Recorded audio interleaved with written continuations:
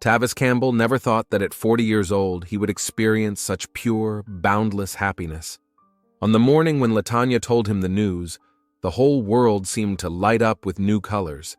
He stood in the middle of their small kitchen, still in his patrol uniform after the night shift, holding a pregnancy test with 2 lines in his hands, unable to believe his eyes.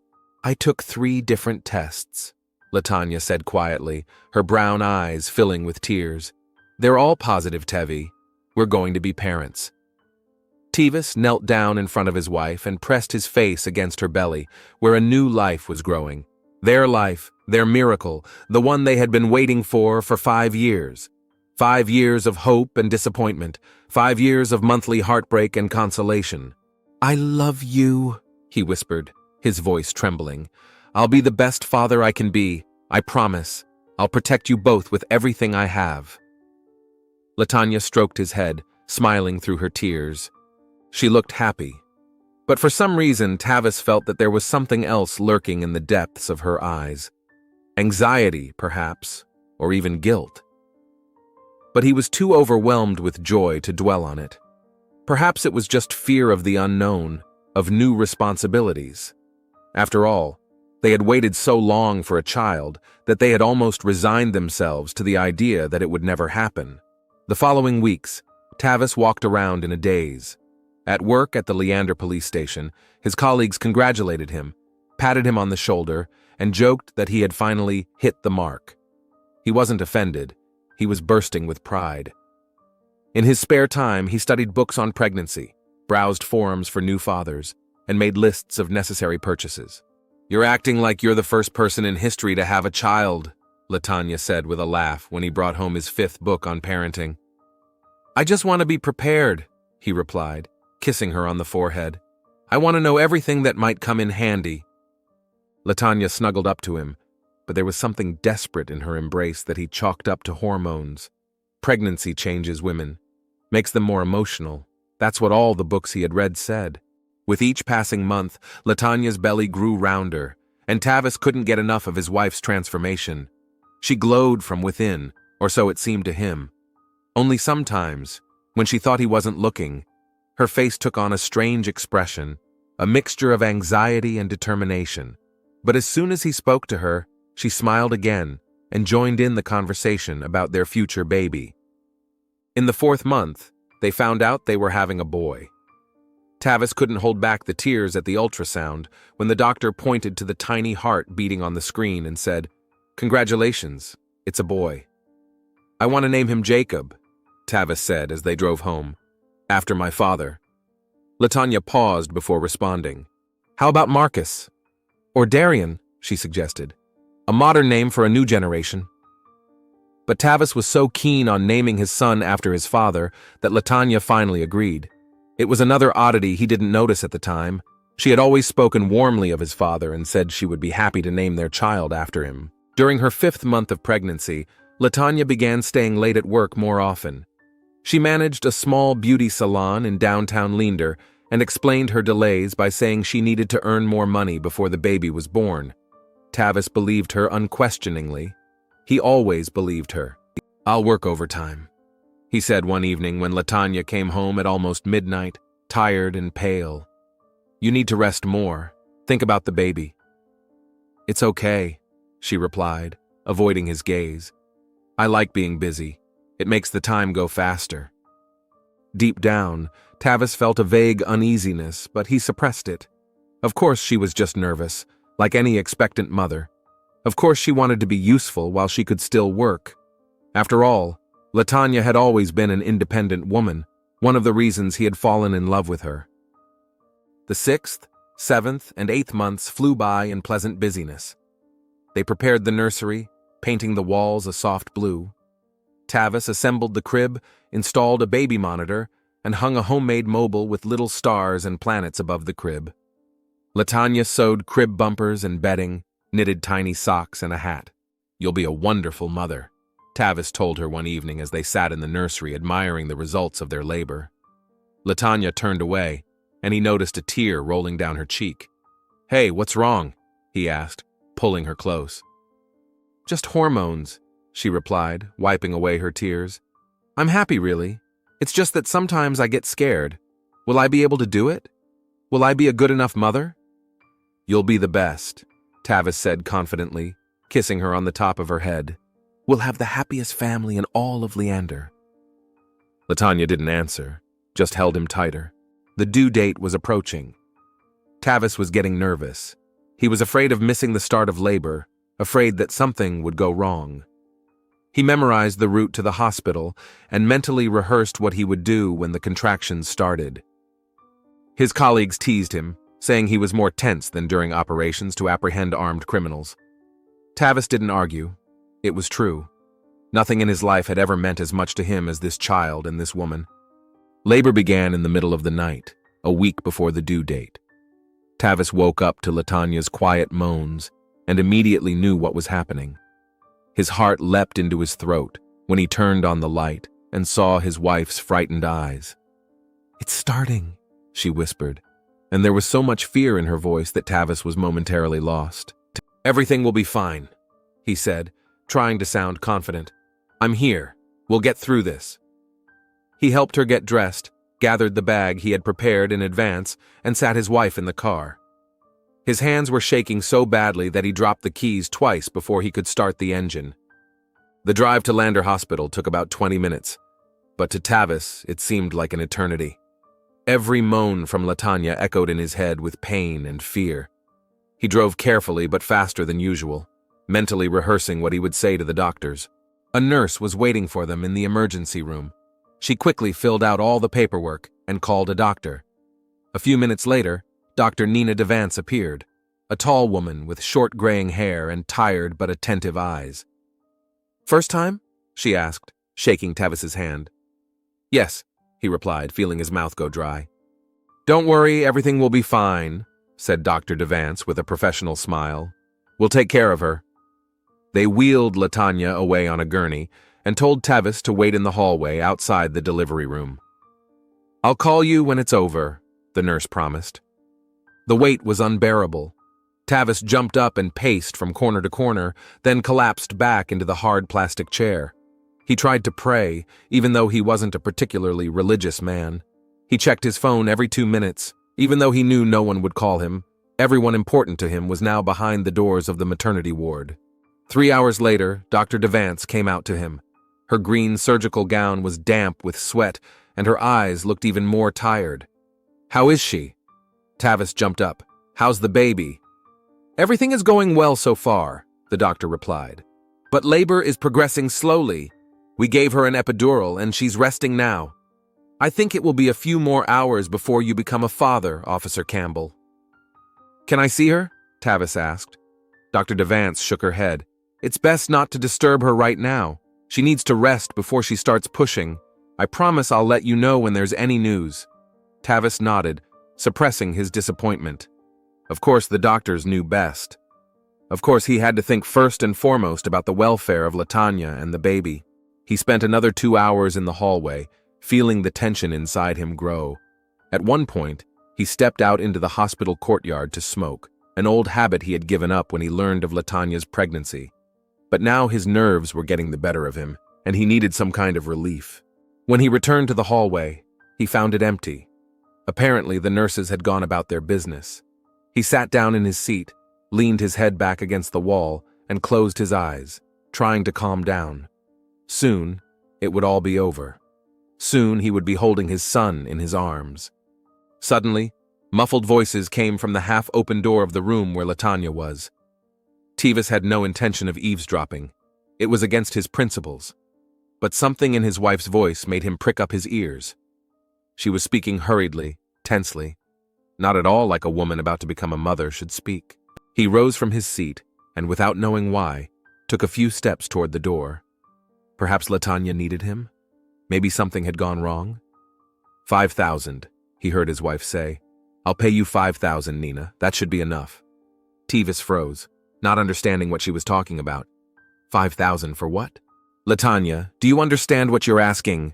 It was Dr. Devance, her voice sounding alarmed. "It's illegal. I could lose my license. I'm asking you to help me." Latanya's voice trembled. "Just tell him the baby was still born, that there was asphyxia, complications, anything. He won't ask questions. Tavis felt the ground slip away beneath his feet. A dead baby? What was she talking about? Why was she asking the doctor to lie to him? What are you going to do with the boy? Dr. Devance asked. He's healthy, Latanya. Perfectly healthy. I have a plan, Latanya said, her voice taking on a metallic edge. My cousin in Houston will take him. She can't have children of her own. She'll be a good mother. That's crazy, the doctor objected. You can't just give your child away. You saw him yourself, Nina. Latanya's voice was filled with desperation. You saw the color of his skin? He doesn't look like Tavis. Tavis will never accept this child when he realizes he's from another man. He'll kill me. Those words hit Tavis harder than any physical blow he had ever received. His vision darkened. His ears rang. He clung to the doorframe to keep from falling. Latanya had betrayed him. The child she had given birth to was not his son. All these 9 months, all this time while he was preparing to become a father, she had known the truth and kept silent. She was going to lie to him that the child had died and give it away to other people. The pain was so intense that for a moment Tavis couldn't breathe. Then came the rage, hot, blinding, engulfing his entire being. 15 years of marriage. 15 years he had loved her, trusted her, been faithful to her. And this was how she repaid him. He didn't remember how his hand had fallen on the holster with his service weapon. He didn't realize what he was doing when he pushed the door open and entered the ward. Latanya and Dr. Devance turned around at the same time, and their faces reflected the same horror of realization. He had heard everything. Tav, Latanya breathed, her face turning white. Honey, I can explain. Where's the baby? Tavis asked, his voice sounding strange even to himself, low, hoarse, as if it belonged to someone else. I want to see him. Dr. Devance took a step forward, blocking Latanya. Officer Campbell, you need to calm down, she said in a professional tone. Unfortunately, there were complications. The baby was born with the umbilical cord wrapped around his neck. We did everything we could, but— Don't lie to me! Tavis raised his voice, feeling his lips tremble. I heard everything. The baby is alive, and I want to see him. Latanya began to cry, covering her face with her hands. I'm sorry, Tav. I'm sorry. I didn't mean to deceive you. I was scared. I knew you wouldn't accept him if you knew he wasn't yours. Who? Tavis asked hoarsely, taking another step into the room. Who's his father? Latanya remained silent, only crying harder. Dr. Devance straightened up, her face determined. Officer Campbell, I must ask you to leave the room. Your wife has just undergone a difficult delivery and needs rest. I'm not going anywhere, Tavis said quietly but firmly. Not until I see the baby. The baby is in the morgue, Dr. Devance insisted. I'm very sorry. The baby is in the nursery, Tavis interrupted. And he's alive. Latanya was going to pay you to lie to me. I heard the whole conversation, Doctor. Every word. He saw the change in Dr. Devance's face, from confidence to uncertainty, then to fear. Tav, please, Latanya reached out to him. Let's talk. We can work this out. I know I did a terrible thing. I should have told you the truth sooner, but I was afraid of losing you. 5 years, Tavis said, and there was so much pain in his voice that Latanya flinched. 5 years we've been trying to have a baby, and all this time He couldn't finish the sentence. The pain and betrayal choked him, preventing him from speaking. It was just one night, Latanya whispered. I was drunk. It didn't mean anything. I didn't know I was pregnant. And when I found out, it was too late. You were so happy I couldn't take that away from you. Take away? Tavis asked with a bitter laugh. You wouldn't have taken anything away from me if you'd told me the truth, but you decided to lie to me. You made me believe I was going to be a father. And then you were going to tell me the baby had died so you could give it away to other people. His voice grew louder with every word. He didn't notice his hand drop back to his holster. I was afraid, Latanya cried through her tears. I knew you would hate me if you found out the truth. I knew you couldn't love a child that wasn't yours. You left me no choice, Tavis said quietly. You decided for me. 5 years, Latanya. 5 years we dreamed of a child. I would have accepted him, I would have loved him as my own, if only you had told me the truth." He pulled out the gun. Dr. Devens screamed and backed away toward the wall. LaTanya froze on the bed, her eyes wide with terror. "Tav," she whispered. "What are you doing? Put the gun down. Please, let's just talk. We can fix this." "Fix it?" he asked bitterly. "How do you propose to fix 9 months of lies? How do you propose to fix what you were going to take away from me, the chance to see my son grow up, even if he's not my biological son?" LaTanya reached out to him. "I love you, Tav. I've always loved only you." "And I loved you," he replied, tears streaming down his cheeks. "More than anything in the world, more than life itself." He raised the gun. His hand didn't tremble. At that moment, he was calm, as if watching what was happening from the outside. "Don't do it," LaTanya begged. "Think of the child. He's done nothing wrong." "I know," Tevis replied quietly. "But you broke my heart, LaTanya. You ruined everything." The shot rang out deafeningly loud in the small hospital room. LaTanya jerked, her eyes widening in final astonishment. A red stain began to spread across her white hospital gown. Dr. Devance screamed, pressing herself against the wall. Tavis slowly lowered the gun, looking at what he had done. There was no remorse or shock on his face, only endless fatigue and emptiness. "Call the police," he said to Dr. Devance in an even voice, holstering the gun.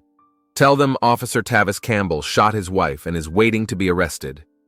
He sank into a chair by the bed and covered his face with his hands. Footsteps could already be heard in the hallway. Nurses and security guards were rushing toward the sound of the gunshot. A siren wailed in the distance. Tavis knew his colleagues would be here soon. People he had worked with for 15 years. People who had patted him on the back and congratulated him on becoming a father. People who would now handcuff him and take him to a cell. It was all over. His dreams, his hopes, his future, all destroyed by a single shot. But at that moment, he felt nothing but a strange sense of relief. It was as if something dark and painful had finally been torn from his chest along with the bullet. Police sirens pierced the pre-dawn silence of Leander.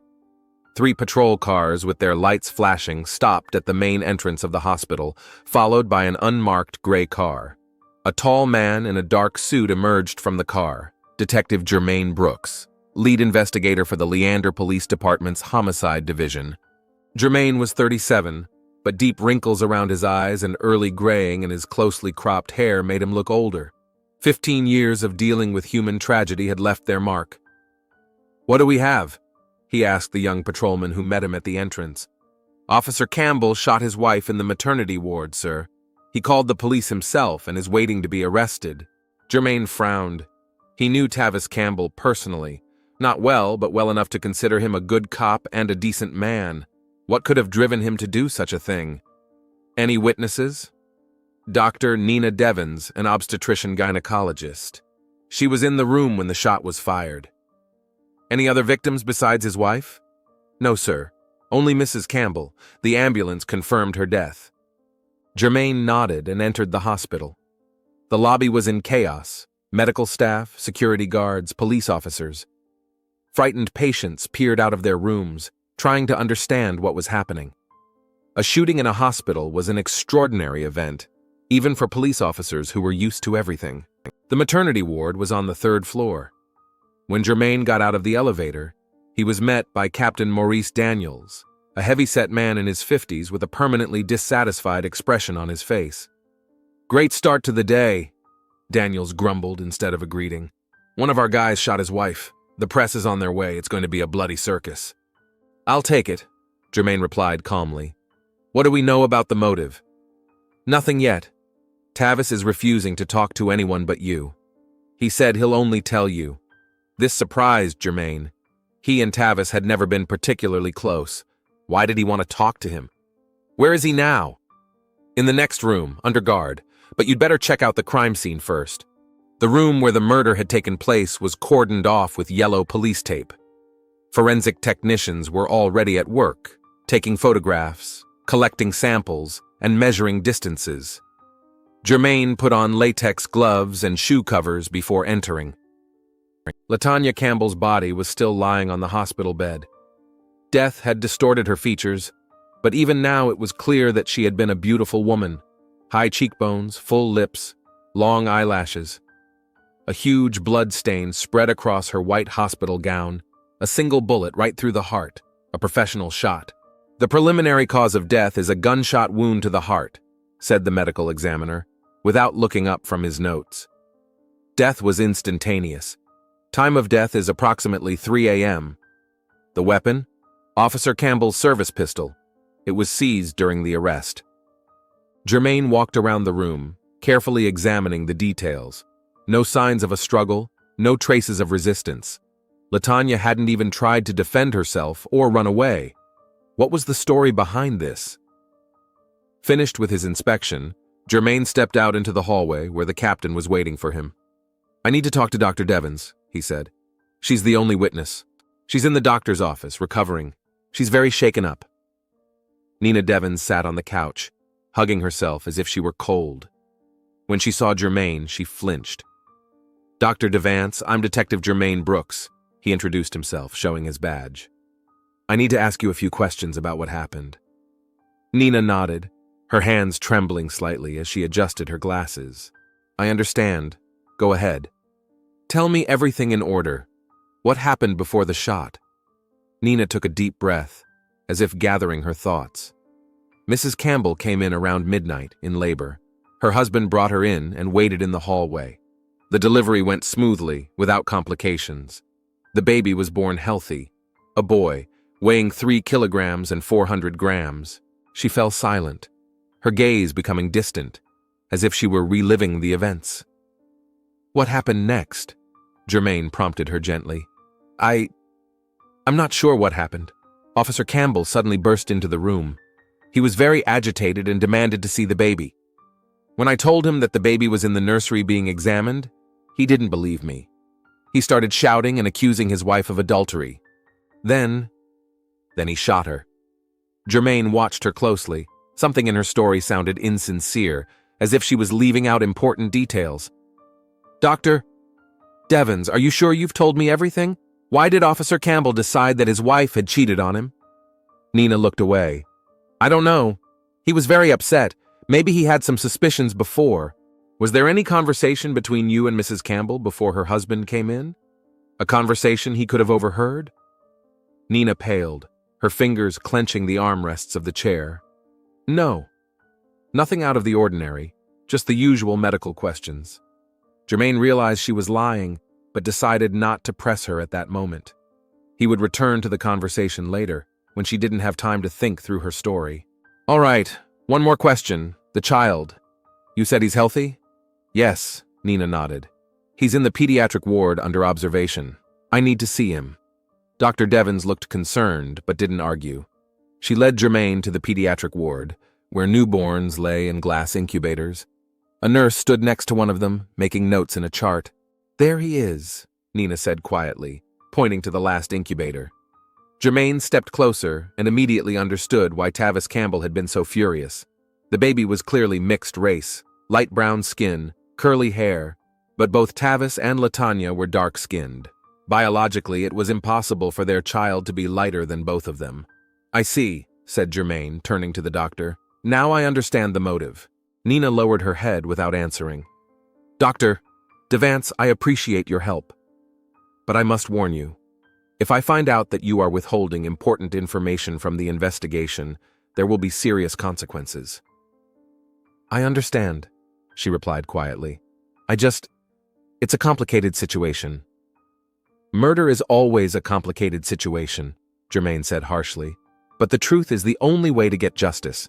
Leaving the doctor in the children's ward, Germain headed for the room where Tavis was being held. 2 police officers stood at the door, tense and awkward. They were uncomfortable guarding their colleague.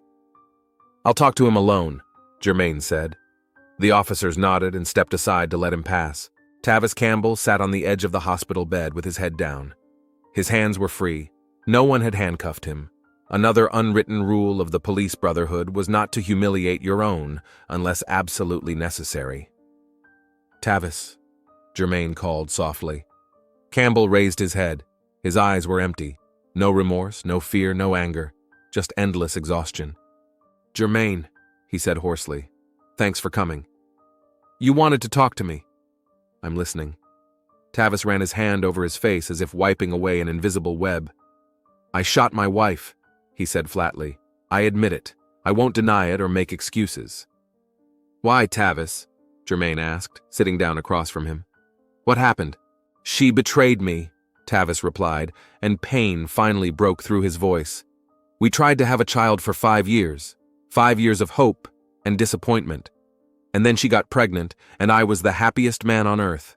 For 9 months, I prepared to be a father. For 9 months, I lived in blissful ignorance. He paused, his hands clenched into fists. And then I heard her ask Dr. Devance to lie to me and say the baby was stillborn, because the baby wasn't mine. She cheated on me, Germain. She got pregnant by another man and was going to deceive me, first by making me believe I was the father, and then by telling me my son had died. Germain remained silent, allowing Tavis to finish. I don't know what came over me, Tavis continued more quietly. I just lost it. When I realized she'd been lying to my face for 9 months, something inside me broke. I didn't plan to kill her. I just didn't see any other way out at the time. Do you know who the child's father is? Germain asked. Tavis shook his head. Number. But the baby is clearly mixed race, so the father must be light-skinned. Maybe someone from her work. She was an administrator at Aphrodite's beauty salon on Main Street. Germain nodded, making a mental note to check out the place. Tavis, you do realize what you're facing? This is first-degree murder. Even with your emotional state taken into account, you're looking at serious time. I know, Tavis replied wearily, and I'm ready to face the consequences. I'm not looking for leniency, Germain. I just want everyone to know the truth. When Germain left the room, Captain Daniels was waiting for him with several officers, friends, and colleagues of Tavis. Well? Daniels asked impatiently. He confessed everything, Germain replied. He told us what drove him to do it. His wife had cheated on him. The child wasn't his. She was going to lie and say the baby had died and give it away to other people. The officers exchanged glances, their faces showing sympathy for Tavis. Damn bitch, one of them muttered. No wonder he snapped. Watch your language, Rodriguez, Germain snapped. She's still a murder victim. Come on, Brooks, another officer, Kevin Thompson, a longtime friend of Tavis, interjected. You saw the baby. She cheated on him, lied to him, and was going to keep lying. What man can take that? That doesn't justify murder, Germain said firmly. No one is talking about justification, Captain Daniels interjected, but we have to consider all the circumstances. Tavis is one of us. 15 years of impeccable service, not a single complaint, always been a model family man. So what do you suggest? Germain asked bluntly. Cover it up? That's impossible. He shot his wife in a hospital with a witness present. No one is suggesting a cover-up, Daniels frowned. But we can influence how it is presented. Murder in the heat of passion, caused by severe emotional distress. That could significantly reduce the sentence. Germain felt irritation building inside him. He knew it would be like this. The police brotherhood was a force to be reckoned with. They didn't abandon their own, even if their own was a murderer. I'll conduct the investigation by the book, he said firmly. I'll gather all the facts, and the court will decide what sentence Tavis deserves. Don't be so principled, Brooks. Thompson stepped closer, his voice lower and more threatening. Tavis is a good cop. He deserves our support. The best support I can give him is to conduct an honest investigation, Germain replied curtly. Now, if you'll excuse me, I have work to do. He headed for the elevators, feeling the disapproving glances of his colleagues on his back. This was only the beginning. The pressure would mount. But Germain wasn't going to back down. Justice had to be the same for everyone, even if the killer wore a police badge. Leaving the hospital, Germain got into his car and closed his eyes for a moment, gathering his thoughts. Aphrodite Beauty Salon. That was where he needed to go first. Perhaps Latanya's colleagues could shed some light on who the child's father might be. He started the engine, but before he could pull away, his phone rang. The screen lit up with the name of Captain Daniels. Brooks, he answered. Listen to me carefully. The captain's voice sounded tense. I know you're a man of principle, but this case involves one of our own. Don't dig too deep, for all our sakes. Are you threatening me, Captain? Germain asked coldly. I'm giving you some friendly advice, Daniels replied. Think about your career. Think about your reputation. I'm thinking about justice, Germain snapped and hung up. He knew he had just gotten himself into trouble. But it didn't matter. LaTonya Campbell deserved justice just as much as any other murder victim. And the boy who had been orphaned before he was even born deserved to know the truth about his parents. Germain drove out of the hospital parking lot and headed downtown to the Aphrodite beauty salon. He didn't know what awaited him there, but he was determined to find out the whole truth, no matter what obstacles inevitably stood in his way. Aphrodite's beauty salon was located in a small shopping center in the center of Leander. Germain Brooks arrived there around 10 in the morning. Despite the early hour, the salon was already open. The silhouettes of stylists and clients could be seen through the glass doors. When Germain entered, the bell above the door rang melodiously. 5 women looked up at him with curiosity. It wasn't often that men in business suits with serious expressions on their faces entered a women's beauty salon. How can I help you? Asked the young woman behind the reception desk. Her badge read Shawnee Manager. Germain showed her his badge. Detective Brooks, Leander Police Department. I need to speak with the salon manager and LaTonya Campbell's colleagues. At the mention of LaTonya's name, a muffled whisper rippled through the salon. News travels fast in small towns. Apparently, they already knew about the tragedy. Shawnee's face paled, but she maintained her professional composure. Of course, detective, please follow me to the office. I'll call Gloria, the salon owner. A few minutes later, Germain was sitting in a small office at the back of the salon. Across from him sat Gloria Wilkins, a heavy-set woman in her 50s with bright red hair, and Shawnee Johnson, a young woman who had replaced LaTonya as the administrator. This is a terrible tragedy, Gloria said, dabbing her eyes with a napkin. We're all in shock. LaTonya was a wonderful person and a great colleague. How long had she been working at your salon? Asked Germain.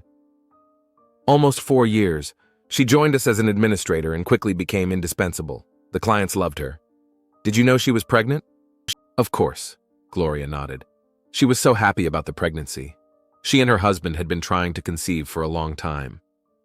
What can you tell me about her personal life? Germain asked, watching the women's reactions closely.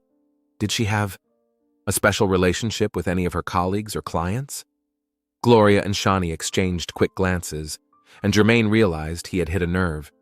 Detective, Gloria began cautiously, we understand that a tragedy has occurred, but to speak ill of the deceased. I don't want gossip, Germain interrupted her. I need the truth. LaTonya is dead, her child is orphaned. I need to piece together what happened. Shawnee sighed and raised her head resolutely. Derek Washington, she said. He worked for us as a massage therapist about a year ago. He and LaTonya, they were having an affair. Go on, Germain encouraged her. It lasted several months. Derek is a handsome guy, charming, and he's light-skinned. All the girls at the salon were crazy about him, but he chose LaTonya. They tried to be careful, but it's hard to keep something like that a secret in such a small workplace. Did Tavis know about it? I don't think so. Gloria shook her head. He would sometimes stop by to see LaTonya after work. He was always so attentive and loving. She clearly didn't want him to find out. What happened to Derek? Why doesn't he work at the salon anymore? He left about 8 months ago, Gloria replied. He opened his own massage studio on the other side of town. It's called Touch of Bliss. Germain made a note in his notebook. It all added up. The timing coincided with the beginning of LaTonya's pregnancy. How would you describe LaTonya and Derek's relationship after he left? Shawnee shrugged. They hardly spoke, as far as I know. Maybe they called each other sometimes. But when LaTonya found out she was pregnant, she was very scared. I overheard her crying in the bathroom. When I asked what was wrong, she said she was pregnant and didn't know who the father was. And you didn't think to tell her husband? Germain asked, trying not to sound judgmental. It's none of my business, Shawnee replied firmly. I wasn't going to destroy someone else's family. But in the end, that family is destroyed anyway, Germain said quietly. And not just the family. The women remained silent, their heads bowed. I need Derek's studio address, Germain said, getting up. And if you remember anything else important about Latanya and Derek's relationship, give me a call. After getting the information he needed, Germain left the beauty salon and headed for his car. The picture was gradually coming together, and it wasn't pretty. Latanya had been leading a double life, cheating on her husband, and when she realized she was pregnant, she decided to continue the deception rather than confess her infidelity. The Touch of Bliss massage studio was located in a quiet neighborhood on the outskirts of Leander. It was a small, one-story building with tinted windows and a neon sign. Germain parked across the street and watched the entrance for a while. In 20 minutes, 2 women who looked like regular customers entered the building. Deciding to take direct action, Germain entered the studio. In the small lobby with dim lighting and relaxing music, he was greeted by a tall, athletic man. Germain immediately recognized him as Derek Washington, light-skinned, attractive, with a welcoming smile. "Welcome to Touch of Bliss," Derek said in a professional tone. "How can I help you?" Germain showed his badge. "Detective Brooks, I need to talk to you about Latanya Campbell." The smile disappeared from Derek's face. He glanced quickly at the closed door of the office where his client was probably waiting. "I'm in a session," he said uncertainly. "This can wait," Germain replied firmly. "It's important." Derek sighed and nodded. "All right, let's go to my office." They settled into a small office behind the massage room. Derek was tense, his fingers tapping nervously on the table. "Do you know what happened to Latanya?" Germain asked. "Yes," Derek replied quietly. "News travels fast. Her husband shot her in the hospital after she gave birth. It's terrible. Did you know that the baby she gave birth to was yours?" Derek flinched, his eyes widening. "What? No, I didn't know. We broke up over 6 months ago. She never told me she was pregnant." "But you had an intimate relationship with her?" Derek lowered his head in defeat. "Yes, we had an affair, for several months, but I didn't know she was pregnant. I swear." "The baby that was born yesterday is mixed race," Germain said, watching Derek's reaction closely. "And since both Latanya and her husband are black, you are the only biological father." Derek turned pale, his eyes filled with shock. "God, I didn't know. She never said anything. If I had known, I would have done something. Helped her." "Why do you think she didn't tell you?" "She was probably afraid," Derek replied after a pause. "Her husband is a cop. She always said he was very jealous, and they had been trying to have a baby for so long, it would have been too much for him." "And you just broke up with her without thinking about the consequences?" Derek winced at the reproach. "Look, detective, I'm not proud of dating a married woman, but I didn't know she was pregnant. If I had, I wouldn't have left her alone with this problem." Germain believed him. Derek looked genuinely shaken by the news of the baby and Latanya's death. "What will happen to the child now?" Derek asked after a pause. Is he really my son?" "DNA tests will confirm it, but based on physical characteristics, yes. He is currently in the hospital under the care of doctors. His future will be decided by social services if no relatives claim custody." Derek swallowed, his gaze becoming distant, as if he were trying to comprehend everything that had happened. I could, he began uncertainly. "If you want to claim custody of the child, you need to contact social services," Germain said. "But first, confirm paternity with a DNA test." The conversation with Derek gave Germain the last missing pieces. Now the picture of what had happened was clear. There was one more important conversation to have, with Dr. Nina Devance, who was hiding something. Back at the hospital, Germain asked for Dr. Devance to be called to the interrogation room. He waited for her, going over all the facts in his mind and preparing for a difficult conversation. Nina Devance entered looking like a person walking to their execution. She no longer tried to maintain a professional facade. Her face expressed anxiety and guilt. "Have a seat, doctor," Germain said, pointing to the chair opposite him. "I have some important questions for you."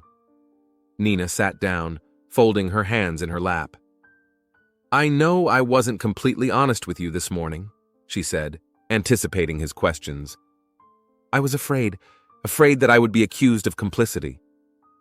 Tell me the truth, Germain said calmly. What really happened in that room before Officer Campbell came in?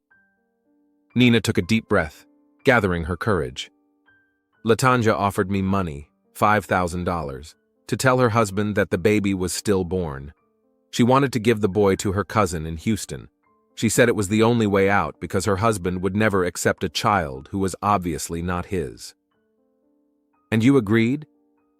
No, Nina replied firmly. I refused. I told her it was illegal and unethical. We were arguing about it when Officer Campbell walked in. I could tell by the look on his face that he had heard our conversation. He demanded to see the baby. I tried to back up Latanya's story, said the baby was dead. It was a mistake, I know, but I was scared. He was so angry. What happened next? He accused us of lying. He said he had heard the whole conversation. Latanya tried to explain, said it was just one night that she was drunk. Officer Campbell just shot her without warning. Then he lowered his gun and asked me to call the police. He didn't try to run or resist. Germain nodded. This matched Tavis's statement. Dr. Devance, withholding information from an investigation is a serious violation. But I appreciate your candor now. You will have to give an official statement and possibly testify in court. I understand, Nina replied quietly. I'm ready for that. After finishing the interview, Germain went to the station to file all the paperwork on the case. Captain Daniels was waiting for him impatiently. Well, Brooks? He asked as soon as Germain entered his office. Did you find everything you wanted? Yes, sir, Germain replied. The picture is clear. Tavis killed his wife in the heat of passion after learning of her infidelity and that the child was not his. I took a statement from Derek Washington, the child's biological father, and a full confession from Dr. Devens, who confirmed that Latanya tried to bribe her to hide the truth from her husband. Daniels nodded, a look of satisfaction appearing on his face. Good.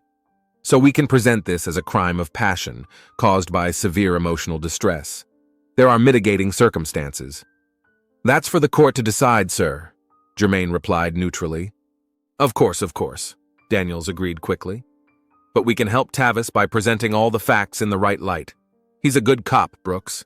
15 years of impeccable service. He doesn't deserve to spend the rest of his life behind bars. Germain understood what the captain was getting at, and he couldn't disagree with him entirely. Tavis wasn't a cold-blooded killer.